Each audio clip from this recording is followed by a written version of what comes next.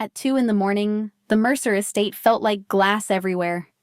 Even my footsteps sounded borrowed, soft, and guilty on marble floors tonight. I pushed my cart slowly, letting the wheels whisper instead of squeal. Night shifts were my safest habit, because shadows hide names better here. In daylight, people ask questions, and questions grow teeth fast around me. I cleaned hallways no guests used, where silence carried a heartbeat alone. A grandfather clock ticked near the foyer, steady as a warning sign. Cold October air pressed against windows, making the curtains breathe faintly outside. I kept my head down, hair pinned tight, sleeves pulled low always. Nobody should notice a maid, especially one carrying secrets this late tonight. My left wrist throbbed under fabric, a bruise blooming quietly again there. I told myself it was clumsiness, a doorframe, a mistake nobody counted. That lie tasted familiar, like pennies, like sleep I never finished earning. At the east corridor shelf, I reached up to dust the top.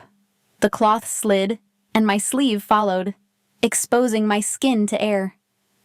Dark pressure marks circled my wrist, finger-shaped shadows, not accidental ever. I snapped the sleeve down, heart hammering like it wanted escape too. Then the hallway changed, as if the house held its breath back. A key clicked somewhere, quiet, precise, and far too controlled for staff. I looked up and saw him near the foyer's amber sconce light.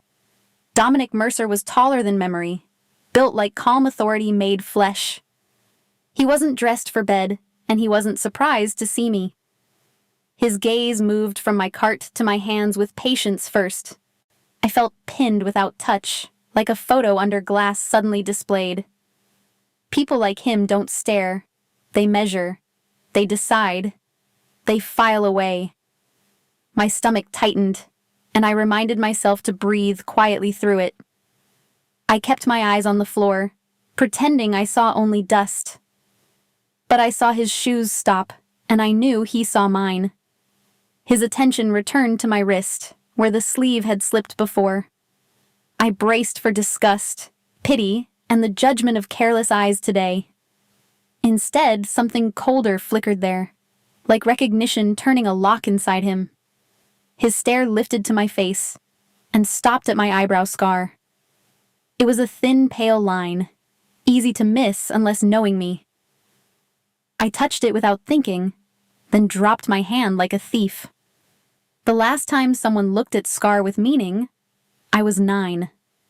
Back then, on South Chicago smelled like gasoline and corner store coffee always. I rode a bike too big, trying to keep up with boys. Dominic ran beside me, pretending he wasn't worried I'd fall again hard. A pothole caught my tire, and I went down in sparks fast. I hit the curb, split my eyebrow, and tasted blood and asphalt. I remember Dominic's face, pale with panic he tried hiding from me. I remember my own stubborn laugh, swearing I was fine anyway then. That scar became a bookmark in my life, proof of survival early. Now, in this mansion, Dominic stared like he'd found that page again. I wanted to ask why he was awake, why he cared tonight. But questions were risky, and I had survived by answering none ever. He took one step closer, and the air felt heavier between us. I smelled cedar and cold night, not cologne, something cleaner and sharper. His eyes dropped again to my wrist, then rose, steady and certain. I realized he wasn't deciding whether to help, only how and when. That certainty scared me more than anger would have from him. I forced my hands to keep moving, cloth circling wood quietly still. My cart squeaked once, and I froze, waiting for reprimand that never. Dominic didn't scold, didn't dismiss, didn't look away in discomfort at all. He watched like a man studying a wound on himself too long. Behind him, the clock kept counting, each tick a dare to speak. I didn't speak, because silence had saved me more times than truth. Still, My mind kept circling one thought, sharp as wire tonight here. If Dominic recognized me, then my hiding had already failed completely now. If he didn't, then why did he look devastated by sight? His jaw tightened, and I saw his throat work, restrained emotion held. Then his lips moved, barely, shaping something only my childhood knew still. I felt the nickname before I understood it, like a bruise inside. Nobody in Lake Forest should know that name I buried years ago. I swallowed hard, tasting that old penny fear, and kept cleaning anyway. My body wanted to run, but running had never been free once. It always cost sleep, money, pride, and pieces of myself at least. I pushed the cart toward the service hall, eyes lowered again quickly. Behind me, I felt Dominic's gaze follow like a shadow with weight. I reached the corner and turned, pretending the air was normal still. My wrists ached, my scar tingled, and my heart refused calm today. All I could think was that he'd seen me, fully at last. Invisibility had been my armor, and it was cracking in his house. If he knew my name, then Trent could learn it too soon. And if Dominic knew me, then my running might finally end differently. Morning came like an accusation. My feet still ached from marble floors, and my wrists felt louder than my thoughts. I washed my hands twice in the staff bathroom, staring at the pale line above my eyebrow like it had started glowing overnight. In the mirror, I looked like someone who had slept, but my body knew better.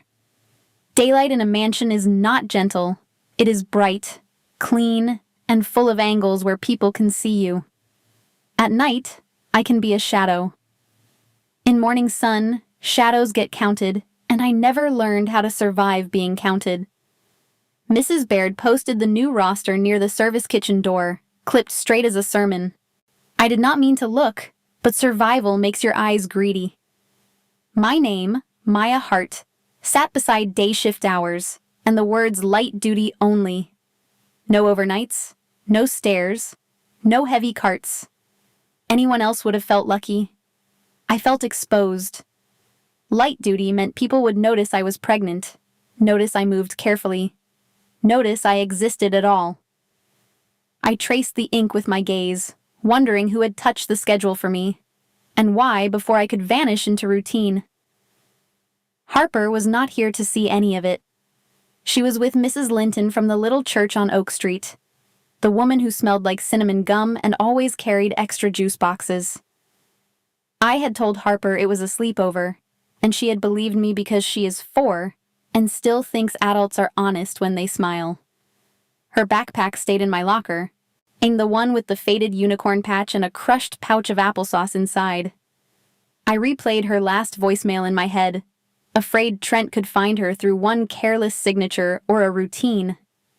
The estate looked different in daylight, too polished to trust. Sun poured through tall windows and turned every surface into a mirror. Staff moved in predictable lines, shoes quiet, faces blank, everyone pretending we did not notice each other's panic. In the kitchen, someone laughed at a joke I could not hear, and the sound made my shoulders jump anyway. I kept my sleeves down and my smile small. Why would a man like Dominic Mercer care who cleaned his hallway? What did he want from someone like me, besides silence? I had spent years perfecting silence as my shield. By late morning, I was sent to the laundry corridor, or where heat and detergent made the air thick. Darla Pike waited there like she owned the narrow hallway. She did not raise her voice. She did not have to.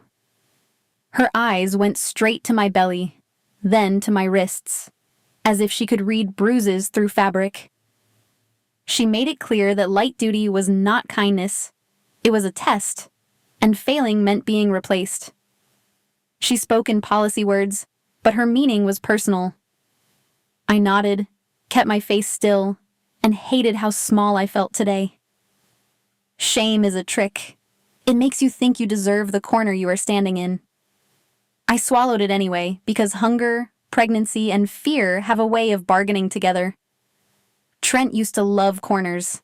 He would stand in a doorway and ask questions that were not questions, then act wounded when I answered wrong. Darla was smaller than him, safer than him, but the pattern felt the same. I reminded myself that I had escaped once. I could do it again if I had to. The thought should have comforted me. It did not. Not with 2 kids. A few minutes later, the corridor cooled, not from air conditioning but from presence. Dominic appeared at the service door as if the house had summoned him, and Darla's posture changed before I even looked up. He did not touch her, did not threaten, did not perform anger. He simply watched, then shifted his attention to the clipboard on the wall like he was reading the truth off paper. Darla's certainty cracked. She stepped back, smoothing her uniform, suddenly busy elsewhere.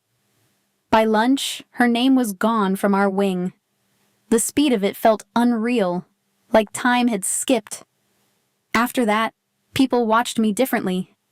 Not openly, not kindly, but with the cautious curiosity staff reserve for trouble. Doors that used to stay propped were closed. The east gate guard changed shifts twice while I carried towels past the window. Mrs. Baird asked nothing, yet my tasks grew lighter, my breaks longer, my path through the house strangely clear. Relief landed in my chest, then fear followed it, because protection always comes with a receipt. I kept wondering if Dominic expected gratitude, obedience, or something worse. Maybe he expected nothing. That possibility felt the most dangerous of all now. By mid-afternoon, my body was running on coffee and nerves. I checked my phone in the linen closet, even though it barely held service, just to see Harper's face in the last photo I had saved.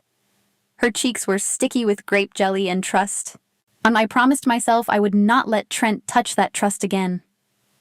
Then Mrs. Baird handed me a cloth and pointed me toward the library for 4 in the afternoon, as if it was a normal task.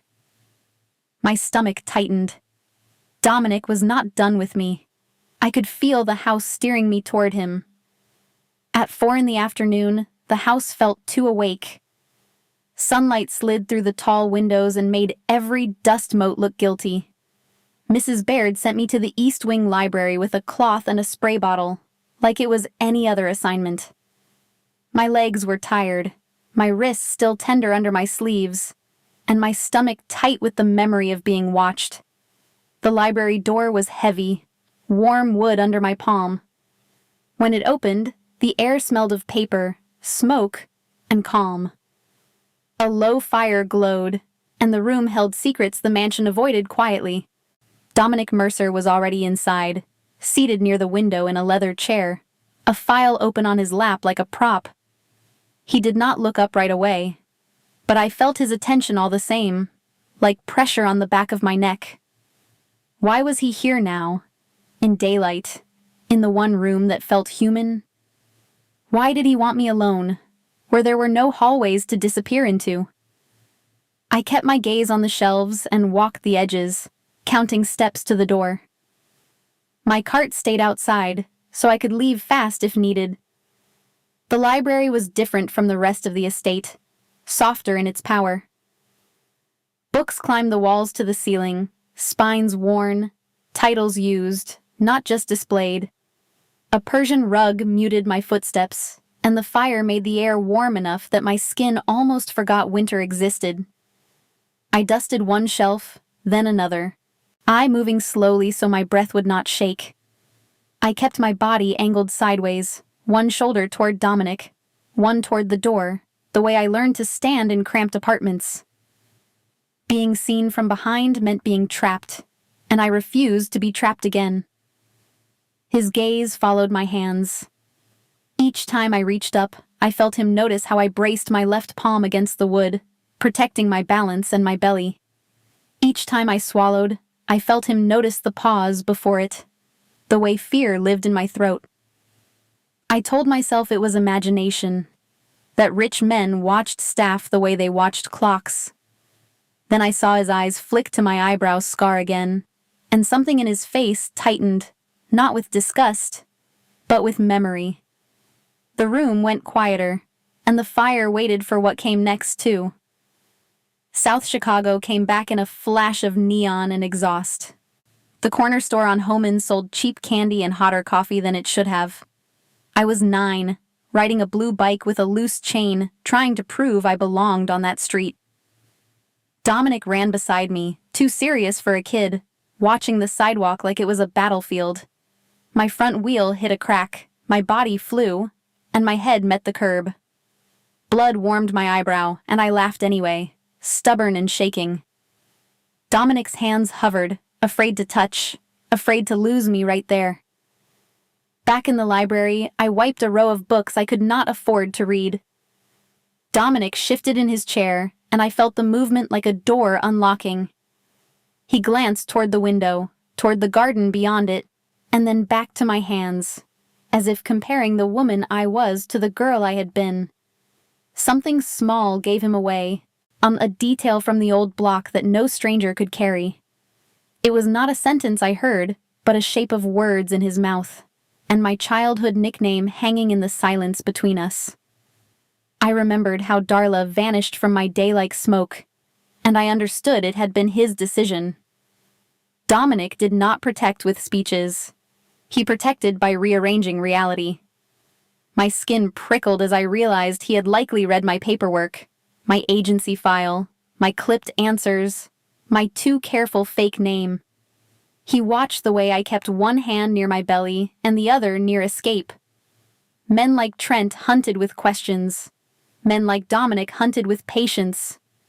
If Dominic was hunting, what exactly was he trying to find? And why did it feel like me right now? I lowered my eyes and kept dusting, pretending routine could save me. My heart kept asking the same terrible question. Was this kindness or ownership forming in quiet? I had run from ownership for years, from rules disguised as love. Dominic's stillness was not Trent's chaos, but it was still power, and power always demanded something. I felt my throat tighten around Trent's name, unspoken but heavy.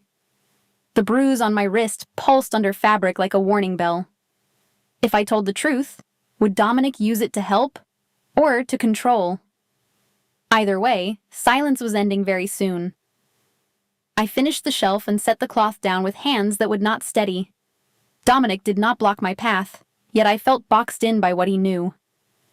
The library, warm and safe adjacent, had become a trap made of recognition. I walked to the door, back straight, breathing measured, as if I could carry my secret out like a bag of laundry. In the hallway, brighter and louder, I heard staff moving, and I realized the house had shifted. Dominic had seen through my disguise, and now I had to choose, confess Trent, or lose my story. Leaving the library, I kept my shoulders back like posture could hide panic. The hallway felt brighter than it should, and my throat stayed tight, as if the name Dominic almost formed had lodged there. I pushed my cleaning cart again, pretending the wheels mattered more than his eyes. My hands shook when I reached for the spray bottle, so I moved slower, breathing through my nose, counting silently. The bruise under my sleeve pulsed with heat, and my belly felt suddenly heavy. I told myself I was fine, just tired, just pregnant, just clumsy and not worth anyone's attention. In my head, I rehearsed the stories I always used. Bruises from a doorway, fear from hormones, a new start that was nobody's business. Those stories had kept me alive, but they were also a cage I carried everywhere. Why was it harder to accept help than to keep running? Maybe because help meant being seen, and being seen meant being found. I watched other staff glance at me, then away, like my pregnancy was contagious. I could feel Dominic's decision in the air, invisible and absolute. I hated needing it, and I hated wanting more than I admitted. Trent had started as the kind of man who remembered my coffee order and called Harper his little buddy. Slowly, he rewrote the rules of my life. He wanted my location on at all times, then wanted my phone on the counter at night, screen up so he could scroll while I pretended to sleep. If I flinched, he said I was hiding something. If I cried, he said I was dramatic. After every explosion came a soft apology and a promise to change, and I learned to live in that gap, grateful for calm, terrified of the next question. He isolated me without locking a door. Friends became bad influences. My job became suspicious. My money became a shared account I needed permission to touch. He checked receipts like they were confessions, and he turned my silence into proof. I told myself it was normal because normal was cheaper than starting over. How many times did I call it normal just to survive the day? When I got pregnant again, the fear turned physical. I pictured Harper watching me accept that life, learning it was love. That picture finally pushed me to run, even with nowhere ready for us. I did not say Trent's name out loud in the corridor, but I felt it in my mouth like smoke. Dominic didn't press with questions. His stillness was the pressure. He listened the way powerful men listen when they are deciding what becomes possible. A few minutes later, Mrs. Baird appeared beside me with a small envelope, crisp and sealed. Inside was an appointment card for an obstetrician in Chicago, scheduled for this week, early morning, discreet entrance, no waiting room. I felt anger at being managed, relief at being cared for, and fear of what his attention might cost. Before I could argue, Mrs. Baird laid out the second piece, as gently as someone setting down glass. She had spoken with Mrs. Linton at church, verified Harper's stay, and confirmed my consent through the same number I used to check in each night. A car would bring Harper here tomorrow, with Mrs. Linton accompanying her, paperwork copied, IDs checked, and no surprises. Harper's stuffed bunny, the one with the missing ear, would come too, tucked into her backpack. Relief hit me so hard my knees softened. I hated that I needed rescue, and I hated that it felt like oxygen. When I finally reached my room, I sat on the edge of the bed and stared at my hands like they belonged to someone else. Receiving help felt like stepping onto ice I couldn't test first. Trent used gifts to tighten chains, and my body expected the same outcome. But Dominic's help came with boundaries that protected my choices, not erased them. No one demanded gratitude. No one asked for payment. The estate simply adjusted around me. Longer breaks, fewer staircases, staff instructed to give space. Hope crept in anyway, unwelcome, because hope makes you careless if you're not careful. That evening I noticed new faces at the gate and a camera being tested in the corridor outside my door. Not obvious, not dramatic, just quietly added, like stitches closing a wound. Dominic was building a perimeter around my life, and I could feel the shape of it even without seeing him. Part of me wanted to protest, to insist I could handle my own mess. Another part remembered sleeping in my car and counting quarters for gas. Trent would not let go because he never released what he considered his. If Dominic moved pieces fast, Trent would move too. I held the appointment card between my fingers until the edges warmed, like proof I wasn't imagining support. I pictured Harper stepping into this big house with her bunny and her stubborn little stride, and my chest loosened in a way I didn't trust. Safety should not feel like a drug, but it did. I lay back and listened to the quiet, waiting for it to turn on me, because quiet always did before. Somewhere down the hall, a door clicked and voices lowered. The estate was adjusting. Outside, people were searching. I understood the storm was moving toward us. Harper's bunny sat on my nightstand like proof that tomorrow could be real. Mrs. Baird had already confirmed the ride from Oak Street Church, and the appointment card rested under the lamp, neat and official. For a few hours, I let myself believe the walls of this estate could hold. I ate soup without rushing. I watched the garden through glass and almost forgot to scan for cars. Then a new guard appeared at the east gate, and a camera lens turned slightly toward the driveway. Peace here was never still. It was scheduled. And I was not scheduling it. Late morning, Reese arrived without ceremony. The kind of man who looked harmless until you noticed how little he blinked. He spoke to Dominic in the study, and I heard only fragments through the cracked door, enough to make my skin go cold. Trent had crossed into Illinois. He was calling staffing agencies, cleaning services, even hotel temp lines, repeating my description until someone would listen. He was widening his search the way a drowning person thrashes, grabbing anything. I felt the old panic rise, sharp and familiar, because distance had stopped protecting me. It was already inside my place.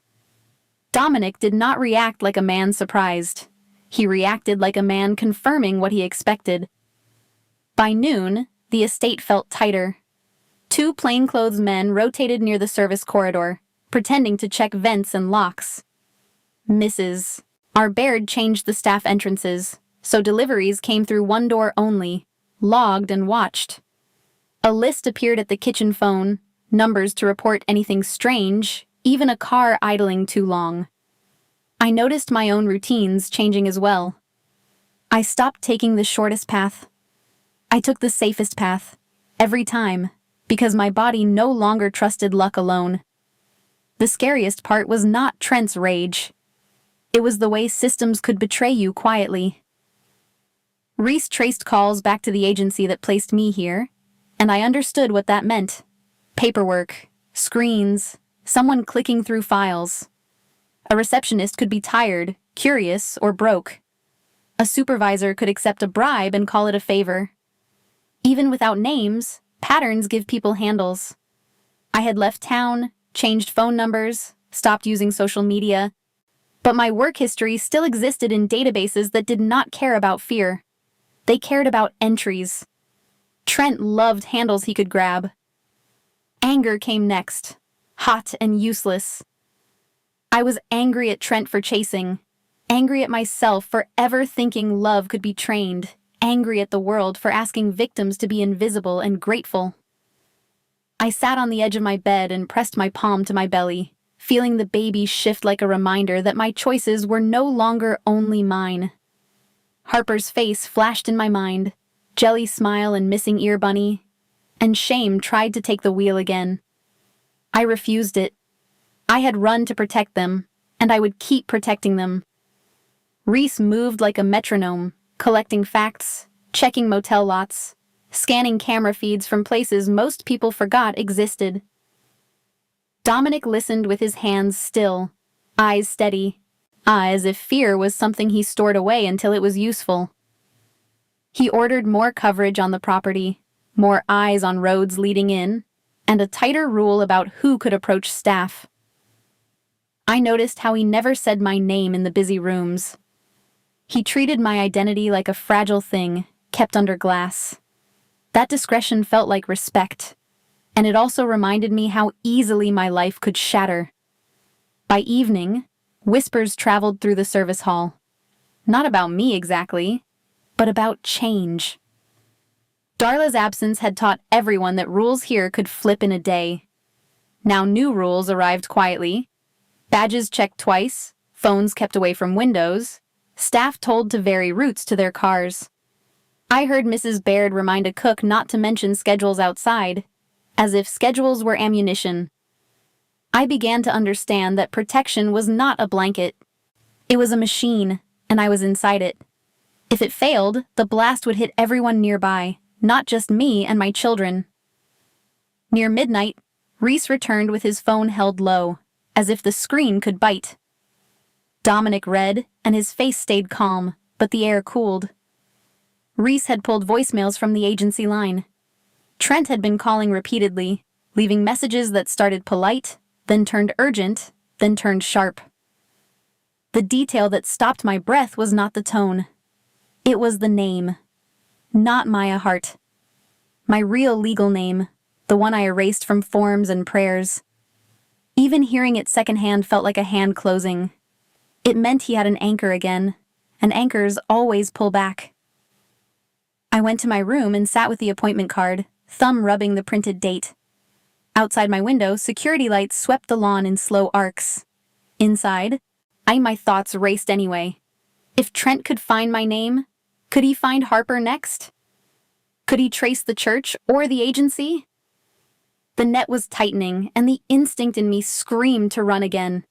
But running while pregnant, while raising a child, had already cost too much. I stared at the ceiling and realized I needed a new skill. Not disappearing. Living inside protection without letting fear drive me today. By morning, the estate felt narrower, like the walls had leaned in overnight. New faces rotated at the gates, and every staff door clicked with a coded lock. I kept hearing my real name in my head, the one Trent had used in those voicemails, and it made my stomach twist. Dominic didn't chase me with questions. He simply made space around me, clearing hallways, limiting who could approach.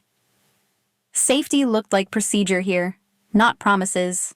Still, I woke up scanning windows, listening for engines, wondering how close Trent really was, and whether my calm was borrowed or finally earned. Dominic's people walked me through routines without making them feel like punishment. They showed me which entrances stayed open, which cameras covered the driveway, and what to do if a strange car lingered.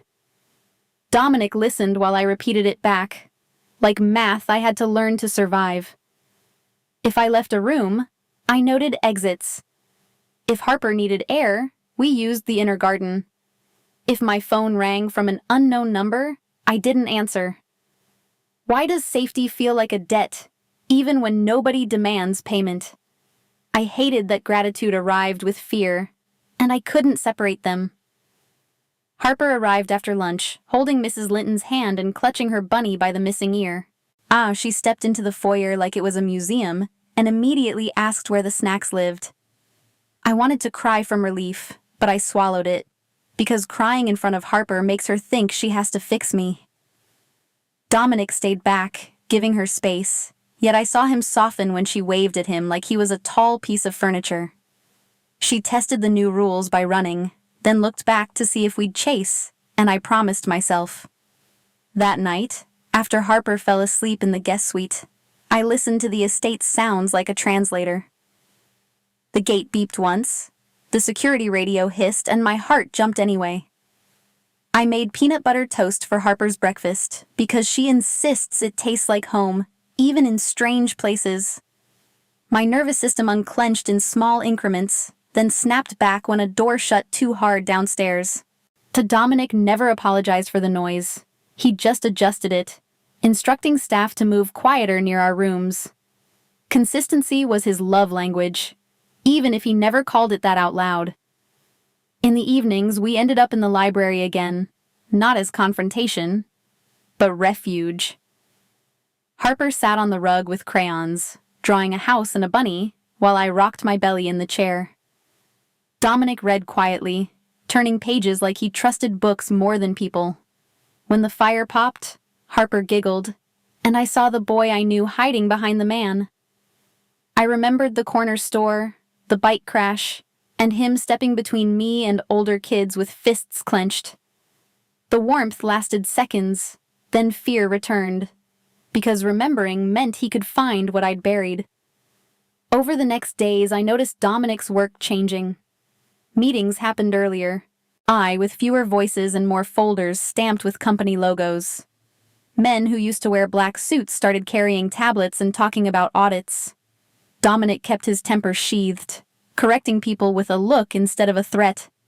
I saw him sign documents that looked like leases, not weapons. Mrs. Baird mentioned a charity dinner and a compliance consultant, words I'd never heard near his name.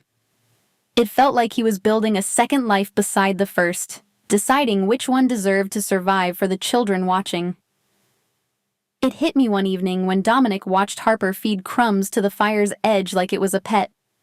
His expression wasn't soft exactly, but it was careful, like he was handling something breakable inside himself.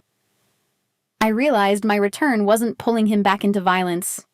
It was forcing him to confront what his power did to innocent people. He had been preparing to step away, and now he had a reason that wasn't ego. That realization scared me. If I mattered enough to change his direction, then I mattered enough to be used against him, too, someday soon. The appointment day approached like a deadline. Mrs. Baird laid out a simple plan. Leave at dawn, return before the neighborhood stirred, use a private entrance, keep Harper at the estate with a sitter she trusted. Dominic's team checked the car twice and changed plates in a way that made me uneasy. Not because it was wrong, but because it proved how real the threat was. I practiced walking slowly, breathing through nerves, keeping my face neutral. Outside the gates, there would be parking lots, elevators, strangers, cameras. A single glance could become a story Trent could chase all over. That night, I tucked Harper in and listened to her tiny breathing settle into sleep. She asked why the men outside wore earpieces, and I told her they were helpers, because 4-year-olds deserve simple truths. When she drifted off, I sat in the dark and let my fear have a minute. Then I took it back. Dominic's protection wasn't a cage unless I made it one. I could learn the rules and still choose my life inside them. But tomorrow I would leave the perimeter, and the world would see me. What happens when hiding isn't an option anymore today? At 7:15 in the morning, the Mercer gates opened like a mouth I didn't trust.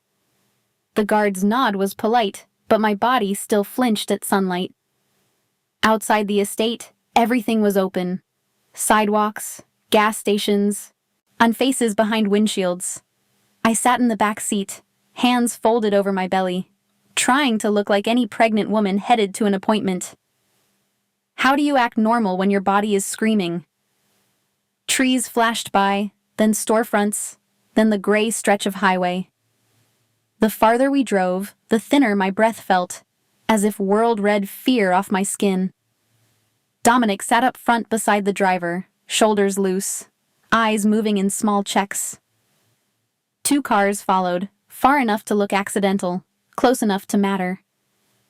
I watched reflections in the side window, measuring distance between us and anyone behind. Every turn felt planned, every stoplight a test. Dominic didn't touch me, didn't soothe, just kept the rhythm steady, like he'd done this 1,000 times. The clinic entrance we approached wasn't the main one, on more like a side passage for private patients. That should have comforted me. Instead, it made me wonder who else watched and what they wanted. The parking garage smelled of damp concrete and disinfectant, bright with fluorescent glare.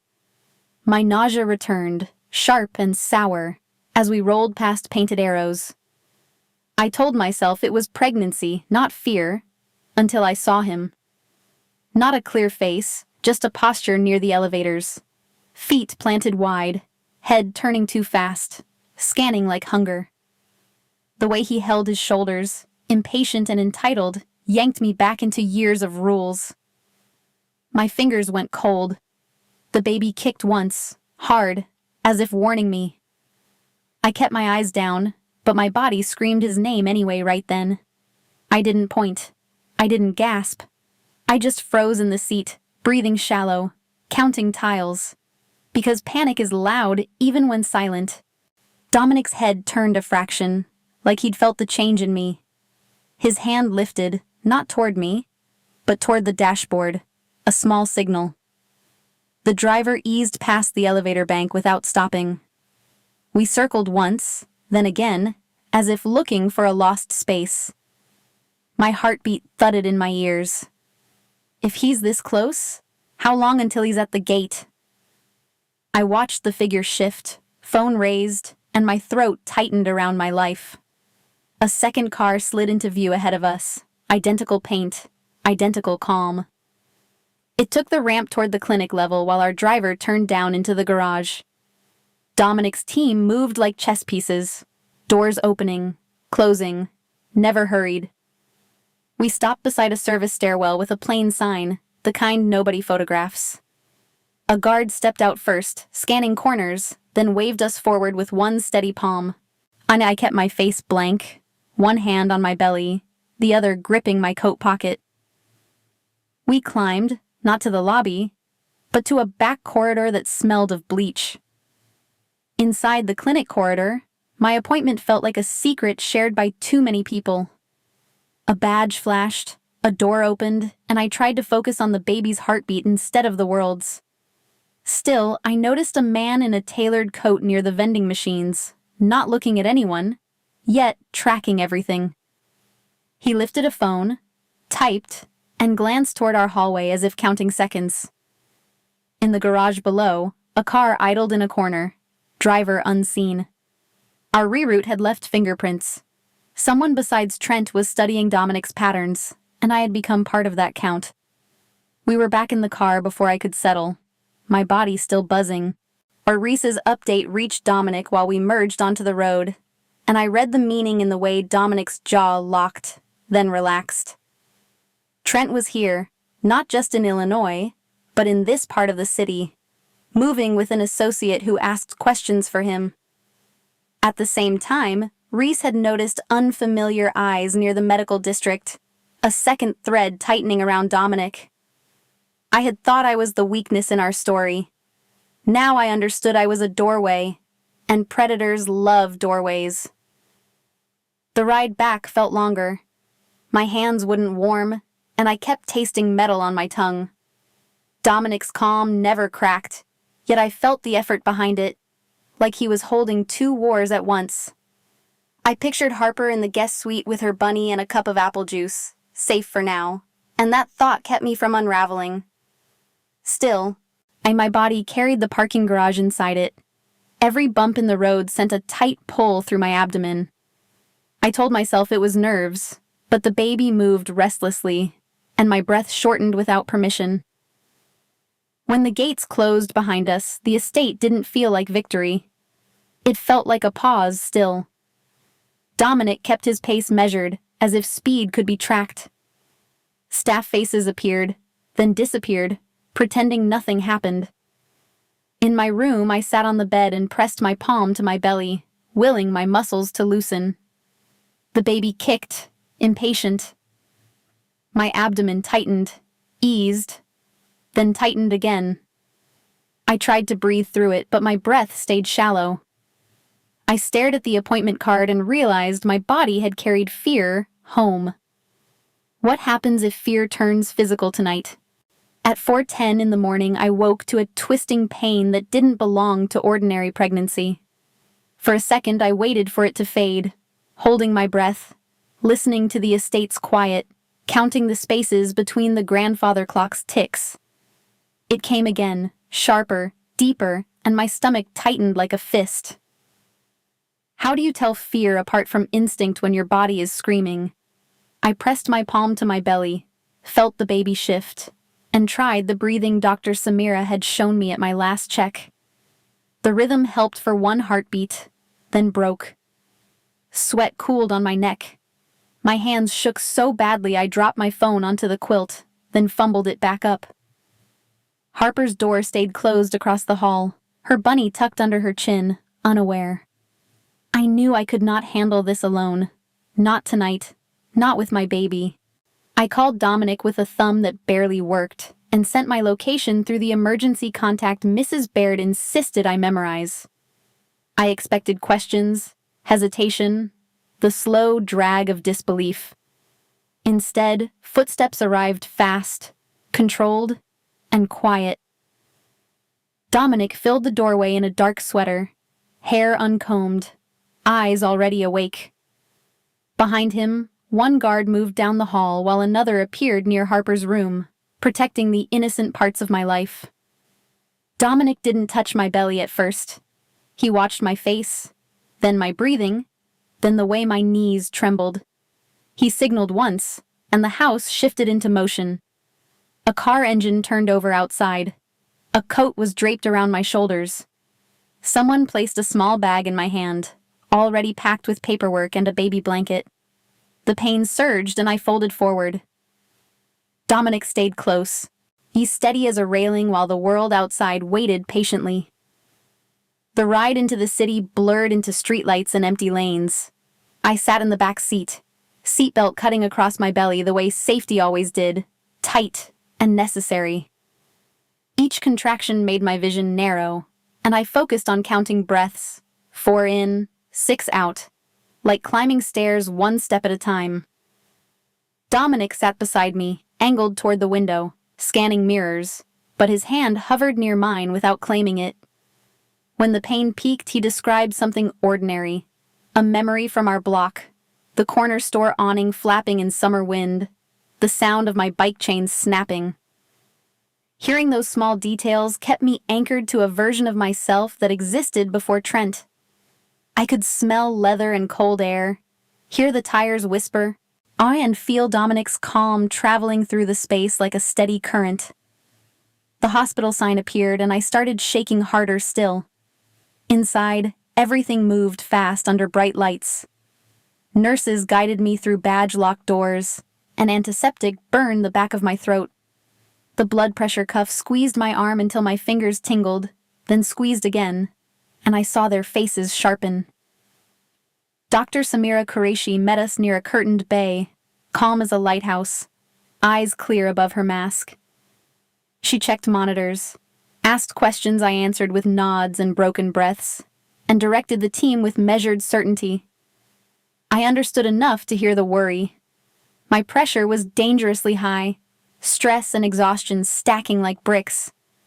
They started an IV, drew blood, and shifted me onto a rolling bed. Dominic stayed at the wall, close enough that I could find him, far enough to let me stay myself.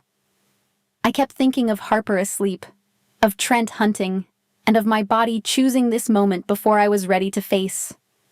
Labor made time strange. Minutes stretched, then vanished, swallowed by waves I could not predict. I gripped the sheet, breathed, listened to Dr. Samira's steady guidance, and tried to stay present for my baby. Dominic was my fixed point. Whenever my eyes darted, he was still there, a dark shape against the pale wall, refusing to look away. I thought of Harper's laugh in the library, of peanut butter toast, of the missing ear bunny, and told myself this child deserved a safer start than fear. When the final push came, my whole body shook with effort and panic. Then the room filled with a thin, startled cry. The sound was so small it cracked something open in me. Tears slid into my hair, not from pain, but from release. A nurse placed my baby against my chest, warm and real, and for one breath I forgot everything chasing us. Afterward, exhaustion settled on me like heavy wool. The room quieted to beeps and footsteps, and I watched my baby's mouth search for comfort. Dominic stood near the window, shoulders squared, as if he could hold the city back. I wanted to ask what came next, but words felt too expensive. Dr. Samira checked my pressure again, spoke to the nurses, and the urgency eased into cautious relief. Then Dominic's phone vibrated. He glanced down once and the calm in his face sharpened into purpose. I didn't see the message, but I felt it in the way his body went still. Reese had found an opening. Trent had grabbed the wrong woman at a transit stop, witnesses called police, and a report existed with names and timestamps. Consequences, finally, in ink. Dominic didn't celebrate. He nodded, like a lock turning, and I understood the hunt was about to end. The hours after birth felt like floating between bright lights and deep water. My daughter slept in a clear bassinet beside me, her tiny breaths syncing with the monitor beeps. Dominic stood near the window, phone in hand, as if he could hold the city back. What does safety even mean when your body is still shaking? I watched his face tighten for a second, then settle into that calm he wears like armor. I knew Reese's message had changed something. Not a threat, but an opening. And openings are dangerous because they invite decisions. I was too tired to decide. By late morning, Janine Whitaker arrived in a charcoal coat, carrying a slim laptop and a paper folder. She didn't look impressed by money or frightened by reputation. She looked focused. Dominic met her outside my room, then stepped in only long enough to check my eyes and the baby. No speeches, no vows, just action. Janine spread documents on the visitor chair and started building a timeline. Reese sent audio files, screenshots, and addresses, Dominic nodded once, approving the process like a contract. I realized he wasn't choosing revenge. He was choosing consequence. That felt rarer. That felt safer. The evidence came in layers, each one colder than the last.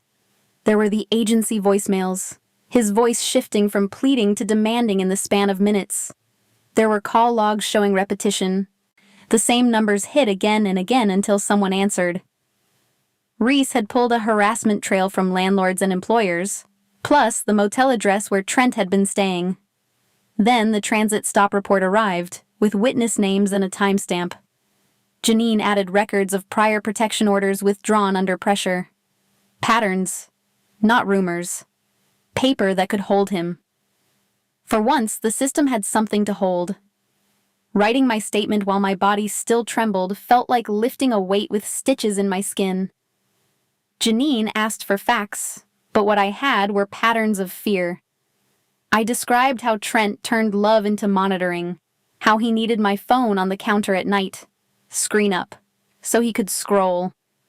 I described the apologies that reset the trap, the rules about where I could go, the way money became permission. Why does telling the truth feel like stepping into traffic? Because once it's spoken, it can't be swallowed again. I signed it, for Harper, and baby. Janine moved like a surgeon, trimming emotion into usable lines. She compiled the voicemails, the transit stop report, the witness names, and my statement into one packet. Dominic's team added maps, call logs, and the motel address. But Janine kept it clean, fit for a courtroom, not a back alley. Dominic signed an emergency protective order request without hesitation, then authorized Janine to meet the prosecutor that afternoon. Watching him choose law over brute force felt like watching someone rewrite a family curse. He didn't want Trent hurt. He wanted Trent stopped. And he wanted it done today, before Trent adapted. The system moved faster than I expected, which almost made me distrust it. By late afternoon, Janine's phone buzzed, and Dominic's posture shifted toward relief. A judge signed the warrant based on the assault report, the harassment trail, and the pattern of prior orders. Trent was arrested at a motel parking lot before sunset. I pictured handcuffs and felt no joy, only a sudden emptiness. My breath finally reached the bottom of my lungs, then shook on the way out. Relief arrived like disbelief wearing a thin mask. I held my baby and cried into her blanket. Dominic just stayed. Even from custody, Trent tried to reach through the bars. A message came through a third party to the agency, full of phrases about fatherhood and rights, as if biology could erase terror. It was the same tactic, a new costume for control. Janine treated it like evidence, not a negotiation. She filed for stricter no-contact boundaries and clear distance rules, and Dominic made sure every staff member knew the protocol if Trent tried to send anything again. No phone calls, no surprise visits, no loopholes disguised as concern. I watched the process close around him like a door locking. That night, with Trent in custody, I expected my muscles to unclench like a spring released. Instead, I lay awake in the hospital room, listening for footsteps that were only nurses. Fear didn't vanish. It rearranged itself. It became a reflex to check my phone, a jolt when the elevator chimed, a worry that Harper would wake asking where I was. Dominic sat in the corner chair with coffee he barely touched, keeping watch as if quiet could still be guarded. My baby slept. Her fingers curled like commas in a sentence I was learning to finish. I could rest. In the morning, Dr. Samira cleared me to leave within days, but my mind stayed stuck in alarms. Mrs. Baird brought Harper to visit, and she climbed onto the bed, handing me the missing ear bunny like it could fix everything. I watched Dominic arrange discharge details, security rotations, and follow-up appointments with the same calm he used in war rooms. The threat was contained, yet my body still anticipated impact. I understood the next battle wasn't Trent. It was rebuilding routines, trust, and ordinary mornings. Safety had opened the door to healing. Now I have to learn how to live. Back at the estate, the quiet felt different. Not empty, not predatory, just unfamiliar. What do you do with your hands when you're not bracing for impact? I kept catching myself holding my breath when a door clicked, and then realizing nothing followed. My body still woke at dawn, expecting footsteps outside my room, but the only sound was the soft whir of the heater and my baby's tiny sighs. Mrs. Baird set a tray of oatmeal and fruit at my door every morning. The same calm knock. The same respectful distance. Like routine was medicine, and she refused to miss a dose. Healing wasn't a straight line. Some afternoons I could walk the garden path with the stroller and feel almost normal. And then a security radio would hiss and my shoulders would jump up to my ears. It loosened in inches. I learned to come back faster. Inhale, exhale, name 3 safe things I could see. The crib rails in my room. Harper's bunny on the dresser. The locked gate light glowing outside. The nursery appeared the way snow covers a yard, quietly and all at once. On one morning, a small crib sat beside the window, a changing pad folded neatly on a dresser, and a rocking chair angled toward the firelight like it had always belonged. Diapers, wipes, onesies stacked by size. When I asked Mrs. Baird with my eyes, she gave me that look that meant the house had plenty of storage, and we would not discuss miracles. I didn't trust tenderness yet, but I sat in that chair and let my baby sleep on my chest. Harper made the estate feel less like a fortress and more like a strange hotel with rules. She demanded cereal in a specific bowl, insisted the bunny needed its own blanket, and treated the long hallway like a racetrack until a guard gently redirected her. She started calling Dominic the serious man in her head, the way kids label things they don't understand. She didn't fear him. She studied him. She watched whether he showed up, whether he kept promises made with actions, and she decided trust was earned by repetition, not gifts.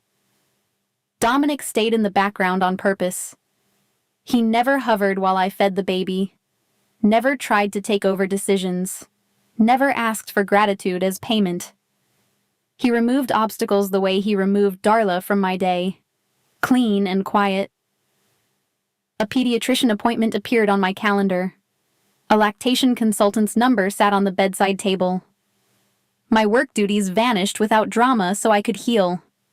When I cooked eggs at midnight because hormones made me hungry, nobody scolded. The kitchen just existed for me, like I had a right to be human. As my body strengthened, my mind started reaching for the future like a hand in the dark. I had always been good with numbers. I'm the kind of good that made teachers call me practical, like it was a flaw. I pulled up community college programs on a borrowed tablet and found an accounting certificate that fit my life. Part-time classes, night options, childcare resources. Hope arrived again, sharp and risky, because hope makes you plan, and planning makes you visible. Still, I wanted a life built on more than running. Dominic offered support the way he offered everything. Precise, quiet, no strings spoken. I refused to let it turn into a story where I owed him my freedom. So I wrote a loan agreement in my notebook, then typed it up, complete with a repayment schedule, a start date, and a line that made me laugh at myself. Tuition assistance, $5,000. Paid back over time, no commas, no excuses. Mrs. Baird printed it without comment. Dominic read it carefully. I then signed, and the lack of ego in that moment steadied something inside me. We built a routine out of ordinary pieces. Mornings were diapers, oatmeal, Harper's cartoons low, and sunlight on the rug.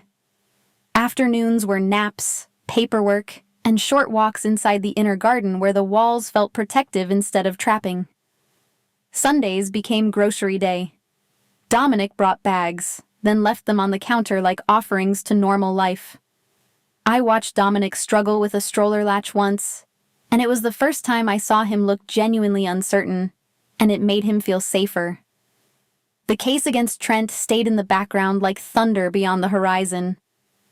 Updates came through Janine in short, controlled summaries, and Dominic's team kept the boundaries firm. I didn't chase every detail anymore. I focused on what I could touch: my baby's warm cheek, Harper's laugh, my own breath coming easier. Some nights I still woke convinced I heard my real name in the hall. Then I would hear only the house settling, and I would fall back asleep faster than before.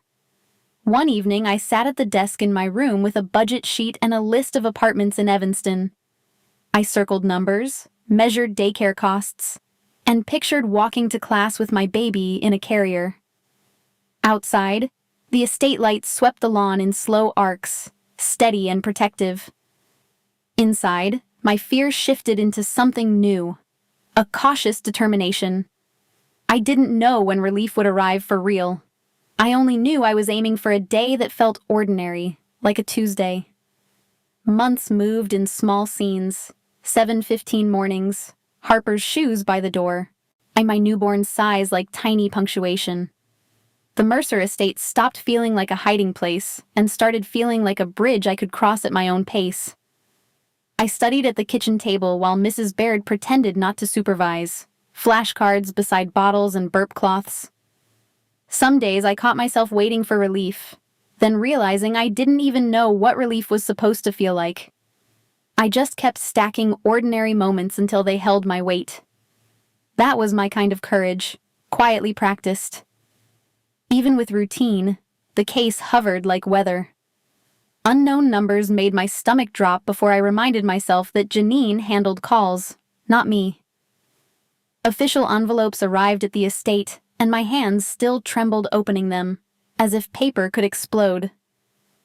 Updates were short and controlled. Court dates scheduled, motions filed, on no-contact boundaries renewed. I learned to read Dominic's face when he came back from meetings. The calmer he looked, the more serious the work had been. Sometimes I wondered if I would ever stop flinching at footsteps, or if healing simply meant flinching less often in my bones. On sentencing day, I watched through a secure video room at the prosecutor's office, an advocate seated beside me, my baby sleeping in a carrier against my chest. I kept my eyes on the screen only as long as I had to. The judge affirmed the pattern: stalking across state lines, harassment, assault, and repeated intimidation. Trent received an 8-year prison sentence, plus strict no-contact orders that didn't expire with my tears. I thought I would feel victorious. Instead, I felt hollow. He, like my body, finally set down a heavy bag and discovered numb hands after all that carrying. Dominic didn't celebrate, and that helped me trust the outcome. He treated the sentence like a lock clicking shut, not a trophy. Later, when my exhaustion turned into quiet tears, he stayed close without taking over, letting me feel what I felt. His steadiness carried a simple idea: relief doesn't arrive like fireworks. It arrives later, disguised as a normal morning when you realize you aren't scanning for danger first. I didn't understand it yet, but I held on to it the way I held my baby: careful, protective, real. For once, someone strong allowed me to be small, safely right then. Sundays became our soft ritual. Dominic showed up with grocery bags, and then fixed whatever the apartment listings called minor issues in the estate guest suite: a sticky drawer, a loose hinge, a nightlight that flickered. Harper tested him with messy honesty, offering him pretzels and then demanding he open them faster. My baby Josie learned his voice as background, not as a threat. I watched trust form the way bread rises, slow, warm, powered by consistency. No speeches, no grand gestures, just showing up again and again. Each week I felt my shoulders drop sooner, as if time itself believed us. When Josie was 6 months old, I signed a lease in Evanston for a modest 2-bedroom near a bus line and a quiet park. The rent was $1,200, and I wrote it into my budget like a promise I intended to keep. Harper started daycare 3 mornings a week, clutching her bunny, then running back to kiss my cheek like she owned the schedule. I began my accounting certificate, evenings and weekends, and took a part-time clerical job that didn't ask too many questions. Independence felt scary, but it also felt clean. I paid Dominic back in transfers, on time. Dominic never treated my apartment like his territory. He came on Sundays if I wanted help, and stayed away when I needed space. When the first loan payment cleared, he didn't comment. He simply filed the receipt like it mattered that I kept my word. The original tuition support was $5,000, and paying it back became a private act of dignity. He still handled the quiet background threats through Janine and Reese, but he never used them to keep me close. He showed up as a constant, not a claim. That distinction taught me what love looks like after fear. Key triggers didn't vanish. They thinned. A slammed car door still made my pulse jump, but it settled faster now. An unknown email still tightened my throat, but I could breathe through it and keep cooking. Harper stopped asking why we checked locks. She started asking what we'd make for dinner. Josie learned to clap at the sound of running water, delighted by nothing important. I began to recognize the real win. Not perfect calm, but the ability to return to myself without a fight every time. In shift, I stopped measuring days by danger and started measuring them by living. One Tuesday, nothing happened. Morning light spilled across my counter, and the radiator clicked like it always had. I brewed coffee and realized my hands were steady. No scanning the parking lot first. No checking my phone for threats before tasting the bitterness I actually liked. Harper argued about socks while Josie babbled in her high chair, and the noise sounded like life, not warning. Outside, a bus sighed to a stop, then moved on. I stood there, holding a mug, and understood. Healing feels ordinary, and that is how you know it is real. And I let it stay. I won't pretend the past disappeared. It just stopped steering the wheel. Dominic remains in our story like a lighthouse on the edge of a rough lake, present, steady, not demanding I live on his shore. My kids are growing inside a life built from routines, paperwork, and soft Sundays. If you've ever rebuilt after fear, I hope this reminds you that survival can turn into peace. One ordinary day at a time. If my story hit you, please tap like, share it with someone who needs hope, and tell me in the comments what your Tuesday looks like right now.